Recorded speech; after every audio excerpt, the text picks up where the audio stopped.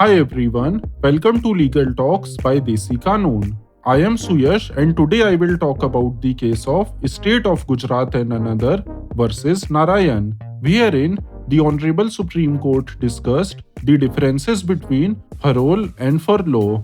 We hear these terms quite often, but their meaning is unclear to many. Let us discuss the plain meaning of parole and furlough. Parole has been defined as the release of a prisoner from imprisonment before the full sentence has been served. Parole is usually granted for good behavior on the condition that the parolee regularly report to a supervising officer for a specified period. Further, the essence of parole is release from prison before completion of the sentence on the condition that the prisoner abide by certain rules during the balance of the sentence.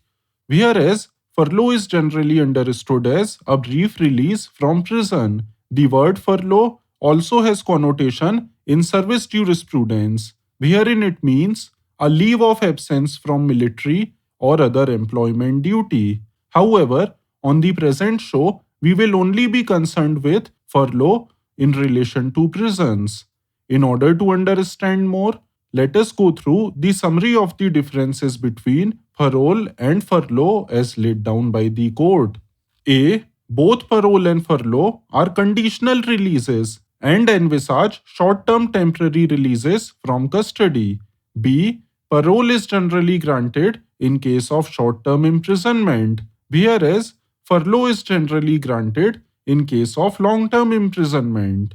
C. Duration of parole generally extends to 1 month, whereas in the case of furlough, it extends to 14 days maximum. However, all this depends upon the concerned rules.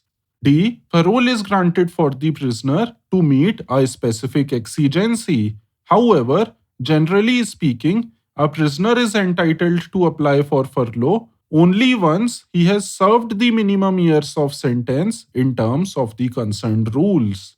E. The grant of furlough is to break the monotony of imprisonment and to enable the convict to maintain continuity with his family life and integration with the society.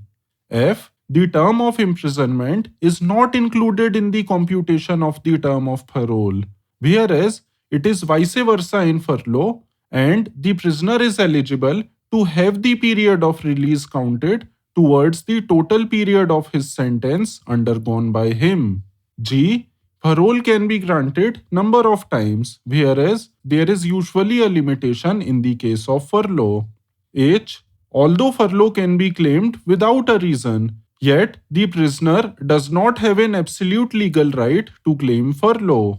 I. Since furlough is not granted for any particular reason, it can be denied in the interest of the society. The grant of furlough must be balanced against the public interest and can be refused to certain categories of prisoners. Thus, I hope that the difference between parole and furlough is clear by now.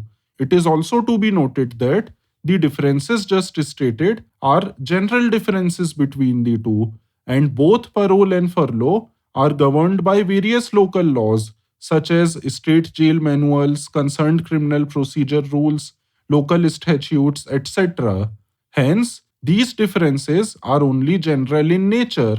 For more specific differences in relation to a particular jurisdiction of a particular state, concerned laws will have to be looked into. Hence, I hope you enjoyed listening to the show. Thank you for listening. Please do not forget to like and subscribe us, and if you have any comments, please make them in the comments section. See you next time. Till then, stay tuned.